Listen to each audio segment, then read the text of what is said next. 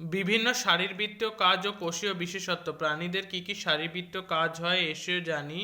খাদ্য গ্রহণ, পরিপাক, শোষণ, আত্তীকরণ, অপাচ্য খাদ্য বহিষ্করণ, পুষ্টি, শ্বাসবায়ুর আদান প্রদান, শক্তি উৎপাদন, শ্বসন, খাদ্যের সারাংশ, শ্বাসবায়ুকে দেহের ন্যূনতম স্থানে পৌঁছে দেওয়া, সংবহন, দেহে উৎপন্ন ক্ষতিকারক বর্জ্য দেহকে থেকে বার করে দেওয়া, রেচন, এক জায়গা থেকে অন্য জায়গায় যাওয়া, গমন, পরিবেশের উদ্দীপনায় সাড়া দেওয়া ও পরিবর্তিত পরিবেশের সঙ্গে মানিয়ে চলা, স্নায়বিক সমন্বয়, সংখ্যা বৃদ্ধি করা, অস্তিত্ব রক্ষা করা, জনন। প্রাণীদের মতো না হলেও উদ্ভিদ দেহে নানা ধরনের কাজ চলতে থাকে। মাটি থেকে জল তোলা, পাতায় পরিবহন, দেহে ফুল ফল বীজ তৈরি, সোজা হয়ে দাঁড়িয়ে থাকা ইত্যাদি। খাদ্য সঞ্চয়, পরিবহন, সূর্যের আলো শোষণ করা।